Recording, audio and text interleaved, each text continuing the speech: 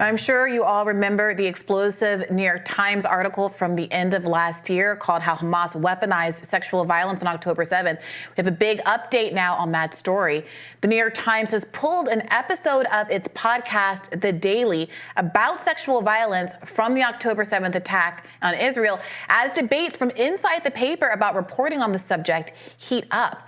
Per The Intercept, the Daily episode had been scheduled for January 9th and was based on that article from Pulitzer Prize winner Jeffrey Gettleman, claiming Hamas had, quote, systematically used sexual violence as a weapon of war. Originally, Gettleman's article was praised in the New York Times halls, but criticism of the piece began to grow internally and externally, leading the Daily producers to pause the episode.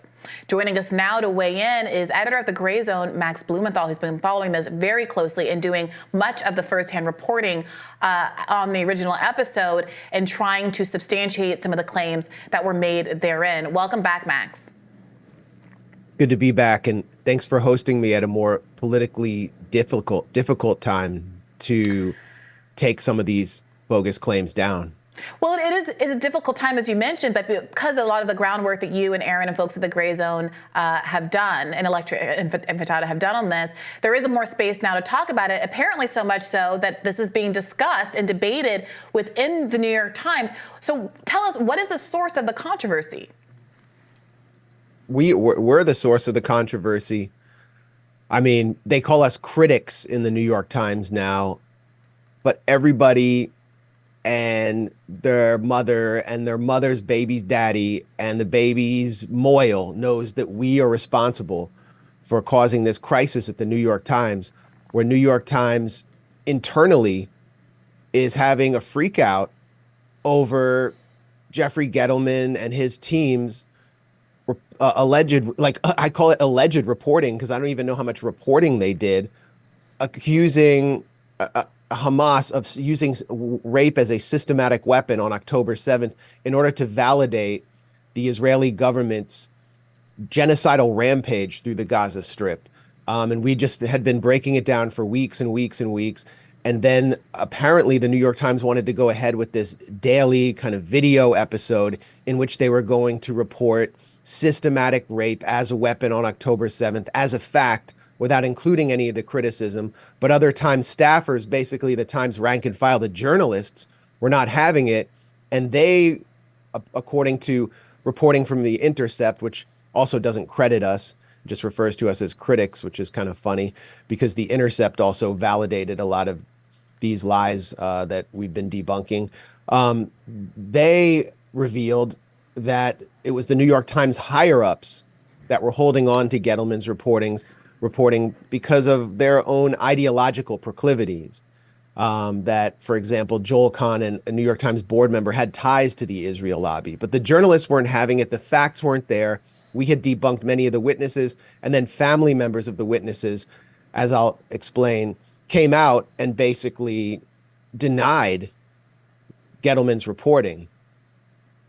So there was a new article from the New York Times yesterday, UN to study reports of sexual violence in Israel during October 7th attack, that does repeat several of the accusations, makes a note of some of the testimony from these various people, Sapir being the first name of one of the alleged eyewitnesses, some other information from survivors and first responders, etc. This article does, I think, a better job of acknowledging some, as you said, one person disputing how they were characterized initially by the Times and some other matters. I guess my question is your argument here now over the use of the word, I guess, systemic? Because I think, as you conceded in our last interview, it is perfectly plausible that there was sexual assault taking place, but that there was something a little beyond that alleged in the initial article, that it was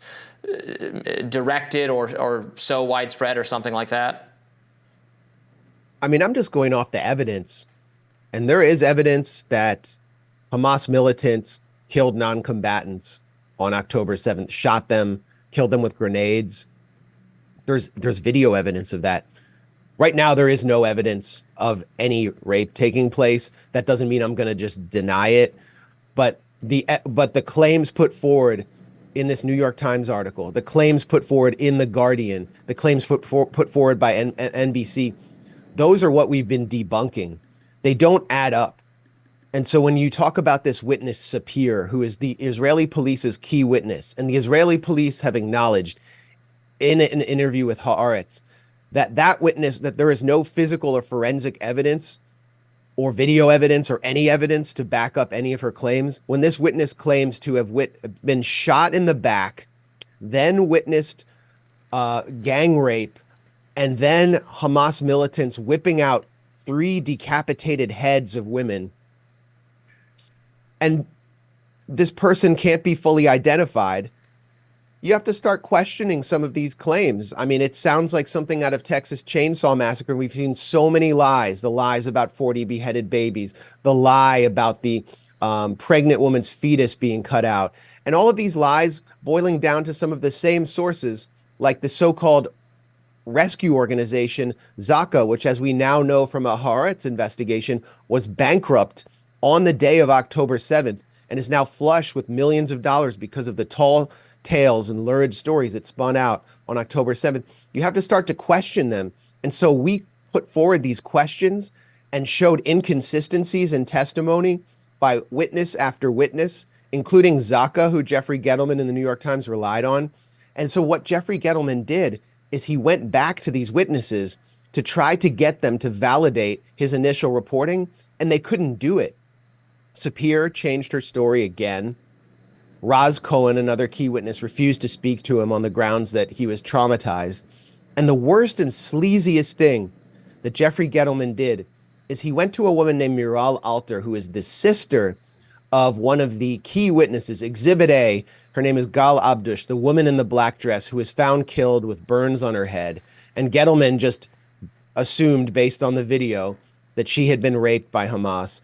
Her own sister had come out and said there was no way she could have been raped, said this on Instagram, that the New York Times manipulated them into thinking that the story would be about something else. Her brother-in-law said the same thing in a separate interview with Israeli media. And so Gettleman calls up the sister, Miral Alter, and apparently tries to pressure her into backing down in order to save his own journalistic reputation. So this piece that you mentioned, Robbie, is one of the sleaziest exercises in damage control. It doesn't disprove anything by the so-called critics, referring to us and other independent publications like Electronic Intifada and Mondoweiss, or what Brianna has said here. And I think the scandal continues. Let me raise one other point. So in terms of the video evidence, so I've seen the video footage as well. And what I can recall seeing that would perhaps support what is being reported or being described by several of these witnesses that you've described the issues you have with them, is some of the female bodies found in states of undress, also found with, I can recall vividly, bound hand, wrists tied together, that sort of thing. What do you make of that? Well, we have Sergeant G, who I've actually identified on Twitter. A lot of these Israeli special forces figures, pilots, operate under kind of hidden identities, largely for fear of being prosecuted for war crimes. This guy is in Special Rescue Unit 669 of the Air Force, and he claimed to the New York Times, as he did previously to, I believe, Haaretz and several other publications, that he found 2 young women in Kibbutz Be'eri who were teenagers in a state of undress with semen on their back. The problem is there were no women found that way. There are official records of how everyone was found, and there was no record. The only teenagers or young girls whose ages matched those of the ones described by Sergeant G were the Sharabi sisters, who were 13 and 16, and they were found in a state burned so badly that they could only be identified by their teeth and their DNA, and they were found with their mother directly with them. So he lied. This is someone who previously lied because I've been able to unmask him. He previously lied about finding a baby thrown in a garbage can. And this speaks to another massive scandal about October 7th that's finally been coming to the surface, that Israeli media has been reporting on, but we were out in front of it. And it's a scandal that continues to this day. The use of the Hannibal Directive. The only way that these girls and their mother would have been found, or the most plausible way, in a home that had collapsed on them in such a badly burned state, is that they were hit by a tank shell or a Hellfire missile fired by an Israeli tank or helicopter. And this happened repeatedly in Kibbutz Be'eri. It's been documented. At least we've documented and confirmed that at least 16 Israeli civilians were killed in one home with 2 tank shell strikes. And this was done in order to kill the captives and the Hamas militants, to prevent Hamas from having the political leverage they now enjoy with having over 200 captives. And it continues now in the Gaza Strip. A cousin of a hostage in the Gaza Strip, her name is Naomi Dan, has gone on Israel's national broadcaster, Khan News, and accused the Israeli government of enacting the Hannibal Directive to kill the Israeli captives there to prevent a prisoner swap. She said, "You're killing our families instead of cutting the deal and having the ceasefire we need." So we've been exposing these scandals from the beginning, and now mainstream Israeli media is beginning to accept that we were actually onto something. We're not just a bunch of conspiracists. And it's only a matter of time before U.S. media is going to have to do this as well. But they're resisting because of the higher-ups at places like the New York Times, who are ideologically committed to seeing Israel, quote unquote, win. Yeah, I did watch that news interview that you just described with the hostage member's family member, and it was really compelling. It is a remarkable contrast between the kinds of coverage and stories that are aired even on Israeli TV, which you would think might be more ideologically opposed to airing that kind of content, as opposed to an American in the American media.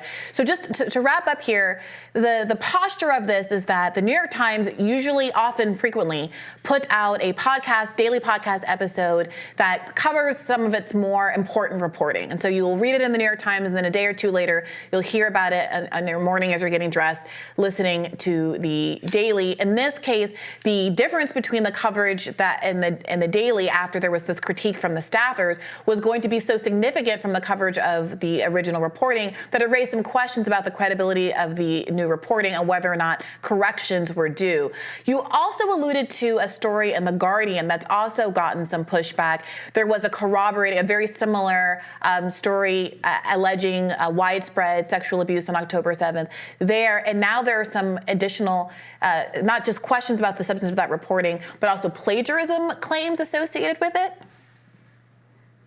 Yeah, Brianna, we're looking at one of the biggest media scandals of our time, where basically one journalist after another at August enlightened liberal publications were led into publishing one fabrication after another by a government that had curated witnesses to present a story in order to justify genocide. I mean, it's unbelievable. So you have the scandal of the caliphate at the New York Times. Rukmini Callimachi, this self-styled national security reporter and ISIS expert, was basically led into a journalistic disaster by relying on one supposedly former ISIS member who turned out to be a fraud, and she did this very popular podcast, and he made the whole thing up. Here you have a collection of witnesses who are spinning out frauds for not just one journalist, but journalists across the media. And it appears, if you look at the plagiarism in The Guardian by Bethan McKernan, who blocked me as soon as I pointed it out, her plagiarism from NBC News, that they're both not copying each other. They're copying the Israeli government, which seems to have furnished them a document, and they just sloppily copy and pasted the same document about witness testimony into their piece, and it's testimony that turns out to be bogus. Then you have Jeffrey Gettleman, who relied on the same witness. I mean, they're all relying on the same witnesses who are furnished to them by the Israeli government, which is just known for its lies, its deceit, its criminality. And now they're caught. Jeffrey Gettleman previously was caught in Zimbabwe fabricating a quote by then leader Robert Mugabe. And it looks like he blamed an anonymous local journalist leading the police on a manhunt for an anonymous journalist, but he had to acknowledge that he made up the quote. So there's a long history here. But when you make up stories about official enemies who are hated, like Robert Mugabe, where, Zimbabwe has faced sanctions for years by the former British colonists in the US, and he's portrayed as this evil, dark dictator. Or when you make up stories about Hamas, nobody's supposed to care. You're allowed to lie because of the insidious racism that still pervades liberal culture. And when the lie is about savage Arab barbarian males coming in and raping Jewish women at a music festival, well, that falls on fertile soil even among liberals. But we could tell at the Grayzone and at other independent publications that these were not these stories didn't add up, and that these were lies that kill, because these lies and these fabrications and distortions of half-truths and exaggerations of facts on October 7th are designed to generate political consent for Israel's genocidal assault in Gaza. So they need to be called out, and we're going to continue to do it. Max, thank you for all of your independent journalism. And before we go, I just want to say, we get we get a response when you're on. This is a show that features robust debate. So Gettleman or anyone else involved in reporting on this story is welcome on our show. The pro-Israel expert voices are welcome on our show. We'd never, even though it was alleged in a recent hit piece on us, I would never, ever, ever cancel a guest for their ideological reasons. We feature more diversity of thought on this show than any other news show there is. So just want that said again for the record. Max Blumenthal, thank you for being with us. Thanks for having me.